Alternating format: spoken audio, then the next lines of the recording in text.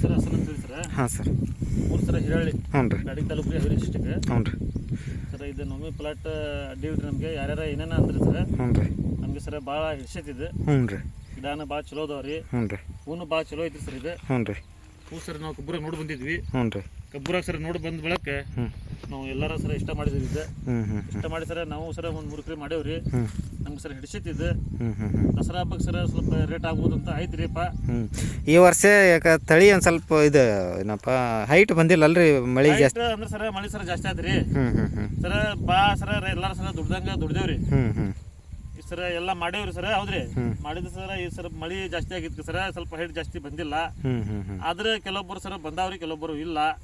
ಅವ್ರ ಮೇಂಟೆನೆನ್ಸ್ ಮ್ಯಾಗ ಇರ್ತೈತಿ. ಮೇಂಟೆನೆನ್ಸ್ ಮ್ಯಾಗ ಸರ್ ಐತಿ.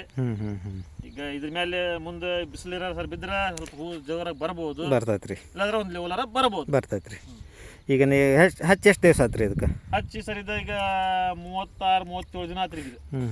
ಡ್ರಿಪ್ ಎಲ್ಲ ಮಾಡಿರಲ್ರಿ? ಡ್ರಿಪ್ ಎಲ್ಲ ಮಾಡಿವಿ. ಇದ ಫಸ್ಟ್ ಈ ನಿಮ್ಮ ಊರಾಗ ಕಂಡಿದ್ದು ಇದ ಫಸ್ಟ್ ಅಲ್ರಿ? ಇದೆ ಫಸ್ಟ್ ಕಂಡಿದ್ದು. ಅಂದ್ರೆ ಇದು ಡ್ರಿಪ್ ಮಾಡಿರೋದು, ಡ್ರಿಪ್ ಮಾಡಿ ಹಚ್ಚಿರೋದು ನೀವು?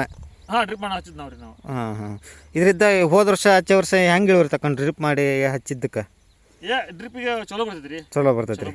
ಡ್ರಿಪ್ಪಿಗೆ ಭಾಳ ಚಲೋ ಬರ್ತೈತಿ. ಒಟ್ಟು ಇದ್ರಾಗ ಇದಕ್ಕೆ ಮಣ್ಣು ಬೇಕು ನೋಡ್ರಿ. ಇದಕ್ಕೆ ಹ್ಞೂ ರೀ. ಎಷ್ಟು ಮಣ್ಣು ಏರಿಸ್ತೀವಿ ಸರ್ ಅಷ್ಟು ಒಳ್ಳೇದು ಬರ್ತೈತಿ. ಹೌದ್ರಿ. ಇದು ನಾವು ಮಣ್ಣು ಏರಿಸ್ತಷ್ಟು